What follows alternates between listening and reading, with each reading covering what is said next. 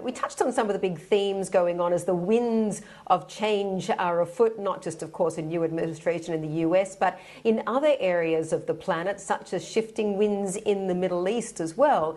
There is the potential for uncertainty and volatility. What's the best way to hedge this? So yes, exactly. There's so many geopolitical things going on, increasing as we speak. During periods of geopolitical uncertainty and changing interest rates, what happens to stocks and bonds is that their correlation rises.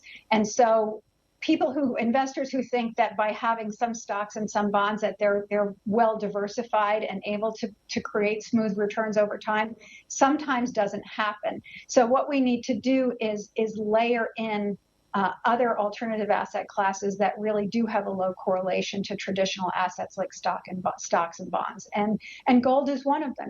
It's a safe haven. It's a hedge against inflation. It's run up a lot, admittedly, in the last year or so. And we're talking about, when we say gold, maybe 5% or less as just a layer of one of many hedges. We really like private equity here for the reasons we've discussed at the opening of the call.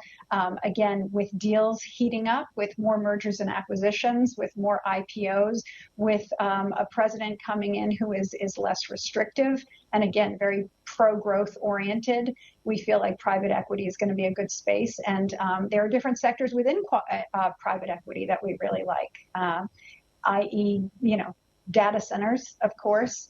We're liking real estate. We're liking, real estate, private equity, and even REITs that invest in elder care facilities, warehouses, multifamily homes, and of course, data centers. There will be so many beneficiaries of AI, the AI boom, and of course the data centers will be one of them. Yeah, that's a really good point, actually, because, AI has been the place to be over the last couple of years. And yet, you could focus on some of the AI plays within the Mag 7. You could focus on sort of the typical names that really stick out, like NVIDIA. But how much do you need to start looking at the second and third tier beneficiaries of AI now? That's such a great question, because we are feeling like we need to be more equal weighted as time goes on and really rebalance those portfolios. So it's interesting. We had some mid-cycle earnings come in last week. We had a very large software company talk about the implementation of their new AI product that was getting a lot of buzz. UBS Tech Conference took place last week, and I wasn't there, but I understand that it was very exciting. There are a lot of new things on the horizon. But it's not just the tech companies that make the components of AI.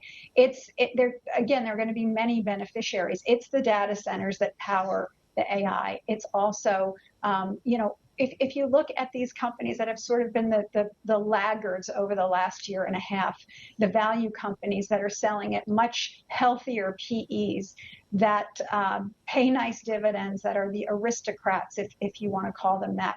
Once AI gets implemented into their system, and it won't be long, they're going to benefit from AI. So it really does offer an opportunity for us to broaden out our portfolios, and, as I said, go back to more of the equal weight. And when I say, AI is going to be the driver of equity returns, I mean, across the board in every sector. It will change almost everything.